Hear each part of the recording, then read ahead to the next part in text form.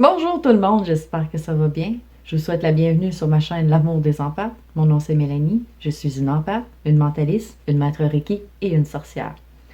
Et aujourd'hui, je veux vous parler de ce que les gens appellent le bien et le mal. Je veux vous en parler parce que je dirais que une des plus grosses faiblesses humaines, c'est l'incapacité d'admettre ses torts. Honnêtement, je crois pas que l'humanité a de plus grosses faiblesses que ça. Même moi, ça m'a pris des années à développer cette habileté-là. Puis même encore aujourd'hui, j'ai de la misère des fois. Même encore aujourd'hui, des fois, il faut que je pile sur mon orgueil pour me dire « Ok, fais-le, c'est la bonne chose à faire, tu vas être heureuse après. » Et la raison pour laquelle je veux vous parler du bien et du mal, mon objectif avec cette vidéo-ci, c'est de vous ouvrir vos horizons. J'ai vu un post récemment, ça fait plusieurs fois que je le vois, ce post-là, écrit de façon différente, avec des images différentes, toutes des personnes différentes. C'est toujours la même chose et je trouve ça tellement désolant.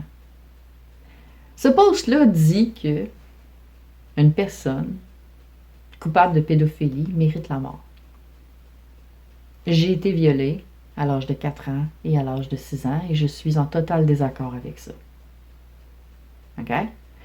Oui, c'est dur de se faire violer. Oui, j'ai été traumatisée. J'ai eu besoin de thérapie. Je m'en suis pas sortie juste comme ça. OK? Non. J'ai déjà eu la mentalité, moi aussi, de « il devrait mourir ». Mais ce que je veux vous apporter, c'est une nouvelle perspective. Une nouvelle perception des choses que j'ai découvertes en faisant mes thérapies. La première chose que je veux vous parler de, OK? C'est de l'origine du mal. Parce qu'il faut tout prendre conscience que le mal, c'est créé. C'est la race humaine qui crée ces choses-là. Le mal n'existe pas nulle part ailleurs que pour la race humaine. C'est les humains qui ont décidé de déterminer que ça c'est bien, ça c'est mal parce que X raison. Donc le concept du bien et du mal, ça vient de la race humaine. Ça vient pas de Dieu, ça vient pas de l'univers, ça vient vraiment des humains. La raison pourquoi je sais que ça vient seulement et uniquement des humains et de nulle part ailleurs, c'est parce que c'est plein de failles. C'est pas quelque chose de tangible qu'on peut vraiment concrétiser. Le bien et le mal, c'est une question de perception. Puis là, je vais aller dans l'extrême un petit peu pour donner celle-là, là, mais il y en a pour qui la douleur, c'est quelque chose d'excitant, tandis que pour d'autres, la douleur, c'est quelque chose de terrifiant. Donc, si je pogne un fouet, que je fouette une personne, lui, il va aimer ça, puis je fouette l'autre personne, lui, il va trouver ça désagréable. Donc, un va considérer que c'est mal, alors que l'autre va considérer que c'est bien. Mais pourtant, on parle d'exactement la même action. J'ai pris un coup de fouet, puis je les ai fouettés. Donc, le bien puis le mal, c'est vraiment un concept humain. Un autre preuve que c'est un concept humain. Là, une couple de centaines d'années, c'était correct d'esclavager un être humain d'après la couleur de sa peau. Aujourd'hui, c'est considéré correct d'esclavager un être humain d'après son statut social. S'il y a beaucoup d'argent dans son compte de banque, il fait quasiment rien. S'il n'y a pas beaucoup d'argent dans son compte de banque, il faut qu'il travaille un minimum de 40 heures semaine. Minimum. Et c'est considéré correct qu'une personne qui n'a pas beaucoup d'argent et qui a un statut social normal travaille plus qu'une personne qui a beaucoup d'argent. Dans l'ancien temps, c'était considéré correct de faire travailler quelqu'un plus parce que sa couleur de peau était différente. On considérait ça aussi correct de tuer des femmes et des enfants et d'anéantir des villages au complet au nom de certaines doctrines religieuses. Et c'était considéré bien d'aller dans ces villages-là et de tuer tout le monde. Parce que tout le monde dans ce village-là était considéré evil, était considéré mal, parce qu'ils ne vénéraient pas la même doctrine que ceux qui les ont envahis. Je ne parle pas de la religion chrétienne uniquement, il y a beaucoup de religions qui ont fait ça au cours de l'histoire. Quoique la religion chrétienne est dure à battre, c'est eux autres qui ont fait les plus gros crimes envers l'humanité. Ça, c'est des faits historiques, là. Je ne cherche pas à offusquer personne. Je voulais juste préciser que quasiment toutes les religions l'ont fait, ça. Sauf la Wicca. Les sorcières n'ont jamais fait ça. C'est pas une religion.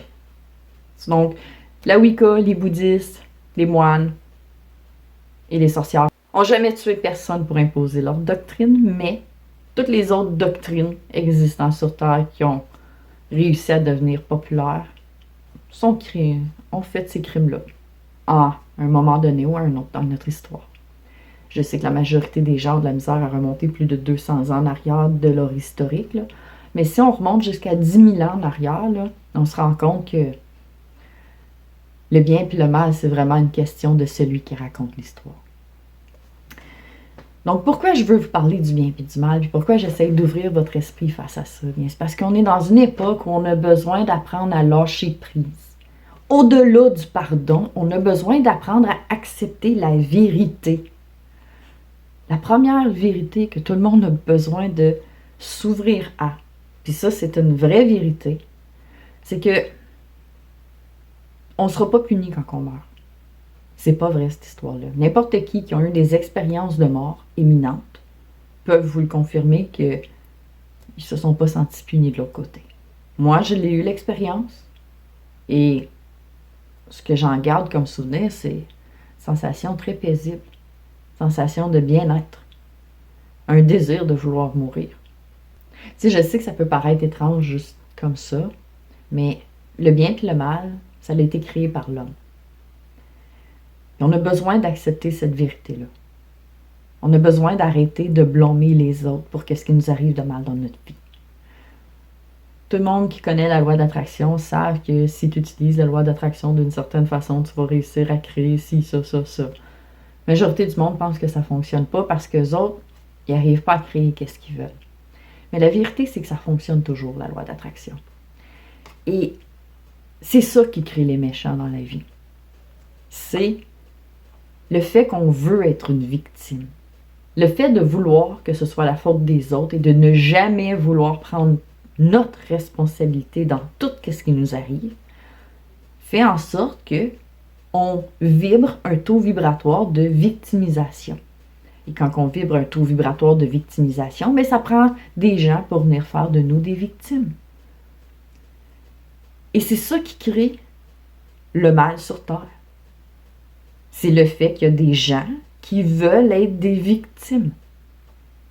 Comment qu'on fait pour choisir d'être une victime? C'est quoi je veux dire par là? Ben, le fait de ne pas être capable de se souvenir de nos vies antérieures fait en sorte qu'on n'a pas conscience du bagage énergétique avec lequel on s'incarne.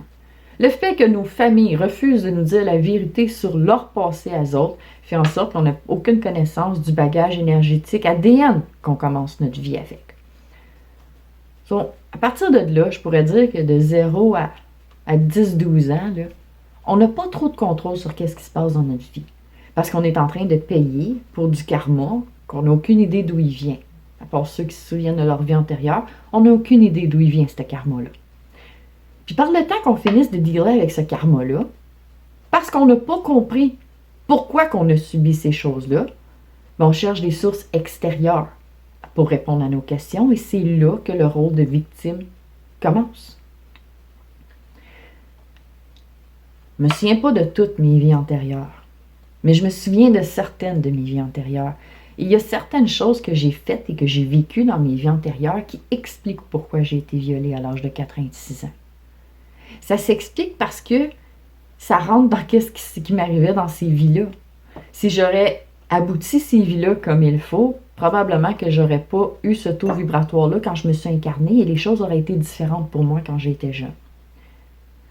Il faut aussi prendre en considération que je suis venue ici pour pouvoir faire une ascension et me débarrasser de tout mon bagage négatif que j'avais accumulé depuis je ne sais pas combien de temps.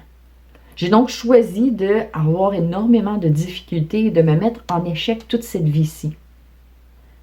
Et ça a fonctionné. J'ai réussi à surmonter tous mes taux vibratoires passés et transcender ce rôle de victime-là. Et quand j'ai transcendé mon rôle de victime, il a arrêté d'avoir des méchants dans ma vie. Il y a encore des gens que je peux trouver qui sont en désaccord avec mon taux vibratoire ou que je peux ne pas aimer leur présence. Mais ça ne veut pas dire qu'ils sont méchants et que je suis gentille. Non. Puis là, je vais vous parler d'un autre concept aussi, par rapport au bien et au mal. Quand on entend des histoires de séparation de couple, des amis qui chicanent, de la famille, souvent ce que les gens racontent, c'est qu'est-ce que l'autre a fait. Il n'y a pas grand monde qui prenne le temps de s'asseoir et de se dire « OK, qu'est-ce que moi j'ai fait? Pourquoi moi je suis la pas fine ou ou le pas fin dans cette histoire-ci? Qu'est-ce que j'ai à me reprocher? Si j'étais l'autre personne, qu'est-ce que l'autre personne pourrait avoir à me reprocher? Très rare qu'une personne va faire ça. 3/4 du monde vont s'asseoir et vont se dire « c'est la faute de l'autre ». Mais la vérité, là, c'est que c'est 50-50 toujours, toujours, toujours, toujours, toujours. Tu as choisi de jouer le rôle de victime. Tu devrais avoir de la gratitude que cette personne-là est venue jouer le rôle du méchant pour confirmer que tu es une victime. C'est ça la vérité des choses. Même que je vais vous emmener un petit peu plus loin. Il y a juste un autre livre que je connais qui en parle de ça. Ça s'appelle Conversation avec Dieu. Ça a été écrit par Neale Donald Walsch. C'est un livre que je recommande à tout le monde. Même que je pense que je vais aller le mettre dans le groupe pour que les gens puissent le voir. Conversation avec Dieu de Neale Donald Walsch. Dans ce livre-là, Dieu nous explique, et c'est quelque chose que je sais, qu'on peut trouver aussi en magie, qui explique beaucoup ce concept-là, mais de façon plus ésotérique, plus spirituelle. Tandis que dans le livre avec Donald Walsch, elle l'a expliqué de façon vraiment cartésienne et moderne. Et je préfère cette explication-là à toutes les autres explications qui existent parce que c'est la plus facile à comprendre. C'est donc celle-là que je vais choisir. Nos âmes ne sont pas physiquement incarnées sur Terre. Ça fait plusieurs vidéos que je le dis. D'abord, il y a nos âmes, et ensuite, il y a nos esprits, et en bas, il y a notre corps. Notre corps est manipulé par l'esprit qui est manipulé par l'âme. Donc, nos âmes ne sont pas incarnées sur Terre. D'accord? Le fameux concept de vendre son âme, là. C'est comme si ton char, il disait qu'il veut essayer de te vendre. Ton char n'a aucune juridiction sur toi. On n'a aucune juridiction sur nos âmes. C'est le contraire. Nos âmes appartiennent à notre corps. I guess que s'il voudrait, il pourrait le vendre notre corps, mais vu qu'il ne valorise pas l'argent, puis que c'est pas ça le but de l'incarnation, ça ne sert à rien d'en parler. Bon, donc, nos âmes qui sont en haut et qui flottent au-dessus de nous, qui sont en haut là, nos higher self, comme que d'autres appellent, là, qui sont au-dessus, en haut, en train de flotter puis de nous observer comme une game de Sims. OK? Ils sont tous gentils. Ça n'existe pas le mal, le méchant. Mais là, admettons là, qu'il y a un âme en quelque part qu'elle, ça y tente de faire l'expérience de la retrouvaille. Oui, elle veut savoir c'est quoi retrouver quelqu'un. Elle veut savoir c'est quoi vivre une séparation difficile pour ensuite retrouver la personne et vivre l'émotion du bonheur de cette retrouvaille-là. Mais pour pouvoir vivre l'émotion du bonheur de la retrouvaille, il faut qu'il y ait une séparation difficile. Bon, mais l'âme qui veut faire cette expérience-là, elle a besoin qu'un autre âme vienne jouer le rôle du méchant qui va la séparer. Donc, cette âme-là peut choisir d'être la conjointe qui décide de s'en aller et qui revient. Ou ça pourrait être une personne qui sépare deux amants, les empêchant d'être ensemble pendant un certain nombre de temps, et ensuite les laisse se retrouver. Ou ça pourrait être carrément un kidnappeur qui kidnappe l'enfant de quelqu'un, puis que quand la mère retrouve son enfant, l'émotion de retrouvailles espérée. Mais là, pourquoi qu'on irait punir l'âme qui a accepté de jouer le rôle du méchant pour faire plaisir à l'autre âme qui voulait vivre cette chose-là? C'est ridicule comme concept de punir quelqu'un qui accepte de faire quelque chose pour nous. C'est l'équivalent de punir un acteur parce qu'il a joué le rôle d'un meurtrier dans un film, puis qu'il était juste trop bon. C'est comme... C'est la même chose, là. La Terre, ici, là, la vie, là, c'est un jeu. Ni plus ni moins. Il n'y a rien de sérieux à propos de la vie, mis à part les gens trop sérieux. Donc, c'est quoi le bien puis le mal? C'est juste une perception. C'est toi qui choisis si tu aimes ça ou si tu n'aimes pas ça. Puis ça s'arrête là. Tu peux considérer qu'un violeur est une mauvaise personne. Mais en réalité, là, il n'y a pas personne qui vient au monde violeur. 97% des pédophiles, c'est des gens qui ont été abusés quand ils étaient enfants. À un point tel où ils se sont mis à aimer ça. Ça vous embouche un coin, hein? Oui. 97% des pédophiles, c'est des gens qui ont été abusés quand ils étaient enfants ou qui ont vécu une forme d'abus ou qui en ont vu une forme d'abus au point de penser que c'est normal. Et dans un développement cérébral d'enfant, faire des mauvaises connexions comme ça, c'est pas bon. À l'inverse, si on prend une personne qui est psychopathe, diagnostiquer les mauvaises connexions cérébrales qui font de cette personne-là un psychopathe médical, venu au monde avec le handicap d'être un psychopathe. Si cette personne-là, cet enfant-là, grandit dans une famille saine, avec de l'amour, de la compréhension et des bonnes valeurs, ça va devenir une super bonne personne qui n'aimera pas faire mal aux gens. Certains des plus grands chercheurs sont dans cette catégorie-là et c'est une bonne chose, ils sont extrêmement utiles. Les psychopathes, c'est pas des gens méchants. C'est des gens qui ressentent les émotions de façon très différente de nous. Et grâce à ça, ils arrivent à avoir beaucoup plus de contrôle sur qui ils sont que nous. C'est pas qu'ils sont ni mauvais ni bons. Mais par contre, si tu prends un psychopathe ou tu prends une personne bien normale, puis que tu lui fais vivre de l'abus toute sa vie, à partir de l'enfance, que ce soit de l'abus émotionnel, de l'abus psychologique ou de l'abus physique ou sexuel, peu importe la forme d'abus, si tu lui fais subir de l'abus toute sa vie, une fois rendu adulte, il va devenir ce qu'on lui a appris à devenir. De 0 à 6 ans, le cerveau d'un enfant, c'est une éponge. Si de 0 à 6 ans, tout ce que cet enfant-là reçoit, c'est de la violence, il va être méchant. J'ai déjà gardé un enfant quand j'avais 25-26 ans. Le petit, il avait 1 an plus vieux que ma fille. Donc, il avait 3 ans et demi, 4 ans quand je le gardais. J'étais la seule personne à aimer garder cet enfant-là. Même sa mère n'était pas capable de le sentir. Il était violent, méchant, il sacrait, il prenait plaisir à faire mal à ses frères, à son frère et sa soeur. Mais quand il était chez moi, c'était tout à fait le contraire. C'était un ange. J'ai déjà gardé avec sa soeur en même temps, puis même elle n'en revenait pas de comment différent cet enfant-là était quand il rentrait chez moi. Il suffisait qu'il rentre chez moi et que sa mère s'est absente, et bang, il se transformait comme par magie. Mais ça n'a pas arrivé tout seul. La première journée que j'ai gardé cet enfant-là, que j'ai eu besoin de le mettre en retrait, c'était impossible de le convaincre de rester assis 5 minutes sur la chaise, puis de faire son retrait, puis tout ça. C'était impossible. L'enfant était extrêmement désobéissant. Donc, je l'ai pris, je me suis assis, puis je l'ai assis avec moi sur mes bras, sur mes jambes, puis je lui ai dit non, tu es en retrait, tu restes en retrait. Il essayait de me frapper, de me donner des coups de tête, de me battre, de me mordre, et tout le temps qu'on était assis là, tout ce que je faisais, et je vous jure que c'est la seule chose que je faisais, c'était de lui dire que je l'aime et qu'il est gentil. Et à toutes les fois que je lui disais « Je t'aime, tu es gentil », il me répondait avec un coup de tête. Il essayait de me mordre, ou il se mettait à hurler « Non, je suis méchant !» J'ai eu besoin de faire ça avec lui 3 fois. La première fois que je l'ai gardé, j'ai fait ça avec lui. Ça a donné saut.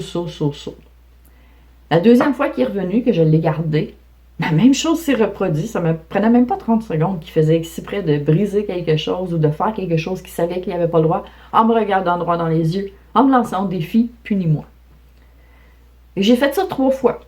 3 fois m'asseoir avec lui dans mes bras et de lui répéter « Je t'aime. Je sais que tu es gentil. Je t'aime. Je sais que tu es gentil. Je t'aime. Je sais que tu es gentil. » Et à partir de là, j'avais plus besoin de faire de discipline avec lui. Pantoute. Dès qu'il était avec moi, il redevenait le gentil garçon que je savais qu'il était dans le fond de lui-même. Parce que dans le fond, on est toutes des bonnes personnes. On vient toutes de la source divine. On vient toutes de l'amour divin. Comment est-ce que ça pourrait être autrement? Et ce petit garçon-là, je l'ai connu pendant, je dirais, 1 an à peu près que je l'ai gardé, jusqu'à temps que je déménage. Puis après ça, je ne l'ai pas vu. Jusqu'à... Il était à avoir 12-13 ans quand je l'ai revu la dernière fois. J'étais en train de marcher sur la rue, puis j'ai vu une gang de jeunes qui étaient en train de s'amuser. Puis ce jeune-là a passé à côté de moi, puis je l'ai reconnu. Et en le reconnaissant, j'ai dit son nom. Quand j'ai dit son nom, il s'est arrêté, il m'a regardé. Je m'excuse, tu te souviens sûrement pas de moi. J'étais vraiment petit quand je t'ai gardé, mais je t'ai déjà gardé. Il m'a regardé. Il dit, ben oui, je me souviens de toi, Emile. Il m'a pas vu de l'âge de 5 ans jusqu'à l'âge de 12 ans. Mais il se souvenait de moi. Pourquoi? Parce que je suis la seule personne dans sa vie qui lui a dit qu'il était une bonne personne puis que je l'aimais. Puis je suis sûre et certaine que j'ai eu un impact positif pour lui. Je suis sûre et certaine que j'ai fait une différence dans sa vie en lui ayant donné ce très peu d'amour-là parce que je n'ai pas eu si souvent que ça l'opportunité d'être bonne avec lui. Des gens comme lui, qui grandissent dans des conditions affreuses, émotionnellement et psychologiquement, il y en a trop. Le mal sur Terre, c'est une infection qui ne vient pas des religions, qui ne vient pas d'une quelconque entité à l'extérieur de nous qui aurait pris possession de notre corps pour nous faire faire ces mauvaises actions-là. Non. Le mal vient d'une souffrance à l'intérieur de nous, dont on ne comprend pas l'origine, et qu'on n'arrive pas à contrôler l'expression. Parce que n'importe qui a fait une mauvaise action dans sa vie, si tu vas lui en parler par après, il regrette tout le temps. Personnellement, toutes les fois que j'ai fait des choses où j'ai blessé quelqu'un dans ma vie, j'en suis pas fière. J'ai même tout essayé pour réparer des choses que j'ai faites de mal dans ma vie. Et presque tout le monde que je connais aimerait pouvoir arranger ce qu'ils ont brisé. Il n'y a pas personne qui a fait des mauvaises actions et qui sont fiers d'avoir fait des mauvaises actions. Mais le mal, c'est une souffrance. Le mal vient de la souffrance. Donc, comment est-ce qu'on peut arrêter? Comment est-ce qu'on peut abolir le mal de sur Terre? Parce que c'est comme un objectif, là, ça, là. Abolissons le mal. Mais comment qu'on abolit le mal? Comment qu'on s'en débarrasse du mal? En acceptant qu'on a tort, que ça n'existe pas, que ça n'a jamais existé, en changeant sa définition. Au lieu de dire le mal est quelque chose, on devrait dire c'est des souffrances. Cette personne-là souffre. Cette personne-là n'est pas une mauvaise personne, c'est une personne souffrante. Et parce qu'elle est souffrante, tout ce qu'elle est capable de transmettre aux autres, c'est de la souffrance. Donc, pour guérir le mal, il faut comprendre qu'il n'existe pas, qu'en réalité, c'est des gens qui souffrent et que ces gens-là, ils ont besoin d'être écoutés. Ils ont besoin d'être aimés de la même façon que j'ai aimé ce petit garçon-là. Puis on parle d'un petit garçon, là, qui a déjà pitché une bébelle en pleine face de ma fille, de façon préméditée, puis qui lui a fait une belle cicatrice au-dessus de l'œil. Mais malgré tout, je savais que la seule raison pourquoi il avait fait ça, c'est parce qu'il souffrait à l'intérieur de lui. Il n'aurait jamais fait mal s'il n'y aurait pas mal. Tous les abuseurs, que ce soit des abuseurs sexuels, des abuseurs émotionnels, des abuseurs physiques, des abuseurs psychologiques, c'est tous des gens qui souffrent. Toujours. Quand ma fille elle revenait de l'école et qu'elle me disait qu'elle s'était fait harceler par telle personne ou qu'elle s'était fait frapper par telle autre, j'aurais pu m'enrager et dire à ma fille, ah, c'est des ci, c'est des ça, mais non, même à cette époque-là, j'avais conscience que c'était pas vrai. Je dois dire que j'ai été chanceuse, par contre. Quand j'étais en première année du primaire, quand j'avais 6 ans, on a eu une religieuse qui est venue remplacer. Et cette religieuse-là nous a raconté une histoire qu'elle a vécue en Afrique. À cette époque-là, quand elle y a été, c'est dans les années 80, début des années 80, il y avait une guerre entre les rebelles et le pays comme tel. Il y a un homme, que son village, c'est un chef de village, son village a été attaqué par les rebelles. À cette époque-là, les rebelles recrutaient en envahissant le village, ils kidnappaient les enfants, coupaient la main droite de tous les hommes et les femmes qui pouvaient être, qui auraient pu faire partie de l'armée. Mais ça n'avait pas été suffisant au chef de la résistance d'avoir juste envahi et kidnappé cette journée-là. Il était en colère et il avait besoin de se défouler. Il a décidé de se défouler sur le chef du village et sur sa femme. Les choses que cet homme-là a vues sont affreuses. Il a vu sa femme se faire découper en morceaux devant lui pendant qu'elle était vivante.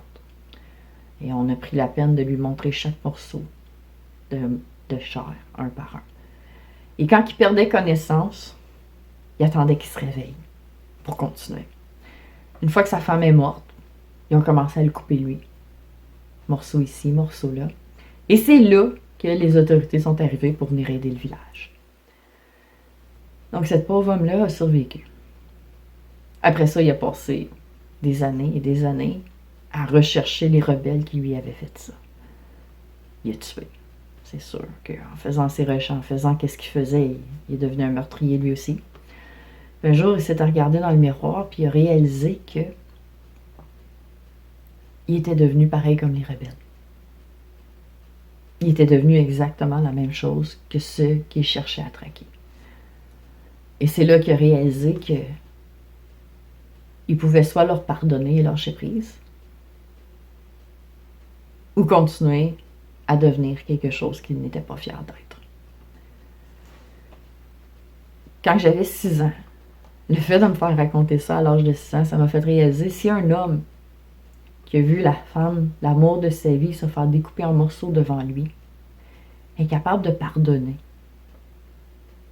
Et la raison qu'il a été capable de pardonner, c'était ça la leçon la plus importante, c'est qu'il a réalisé que les rebelles qu'il détestait, les rebelles à qui il voulait faire du mal, c'était en réalité des petits-enfants de 8, 9, 10 ans qui avaient été kidnappés et torturés pour devenir des meurtriers. Et c'est affreux ce qu'on leur fait subir pour qu'ils deviennent ce qu'ils deviennent. Autrement dit, c'était pas des meurtriers. C'était des victimes. Tout comme lui. Le mal n'existe pas. Tout ce qui existe autour de nous, c'est des gens blessés qui souffrent. Le mal va arrêter quand on va comprendre cette réalité-là.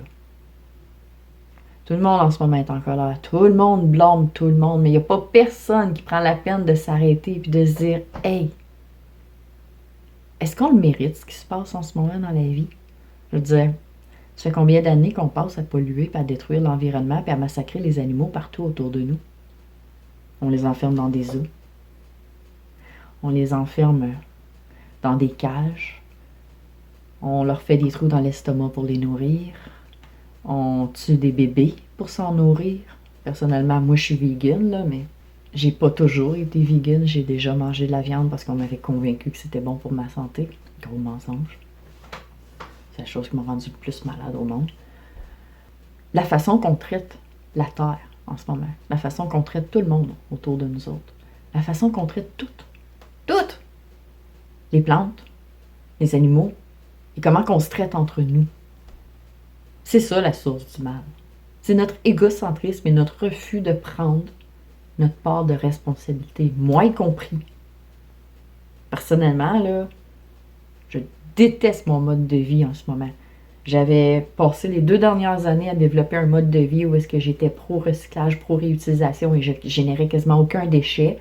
Puis là, tout d'un coup, toutes les ressources que j'utilisais pour ne pas générer de déchets ont complètement disparu. Puis je suis obligée d'acheter tout plein de produits dans des sacs de plastique parce que je ne peux plus acheter en consignation. Puis tout ça pourquoi? Parce que l'humanité s'imagine que notre vie en tant qu'être humain est plus importante que l'environnement. Tout ce qui existe, c'est la souffrance. Puis ça va disparaître le jour où on va arrêter de blâmer les autres et qu'on va prendre notre part de responsabilité à nous. Parce que c'est nous autres qui a généré ce taux vibratoire-là. C'est donc nous autres qui a le pouvoir de le changer. Puis il faut arrêter d'attendre que quelqu'un d'autre le fasse. Il faut qu'on change pour nous autres mêmes. Puis on ne peut pas changer personne d'autre. Tout ce qu'on peut faire, c'est être compréhensif. Comprendre que cette personne-là n'est pas méchante, elle souffre. Et si on fait juste changer juste cette petite définition-là, remplacer le mot mal par souffrance. Cette personne-là n'est pas méchante, il est souffrant. Ça va changer toutes les choses pour tout le monde. Ça, c'est garanti. C'est ce qui termine mon vidéo d'aujourd'hui. J'espère que ça vous a plu. Puis, souvenez-vous de toujours, toujours utiliser votre discernement et écoutez toujours votre cœur, parce que votre cœur en sait pas mal plus que votre ego. Vous aimez mon vidéo? Merci de partager, liker, commenter et surtout de vous abonner. Merci.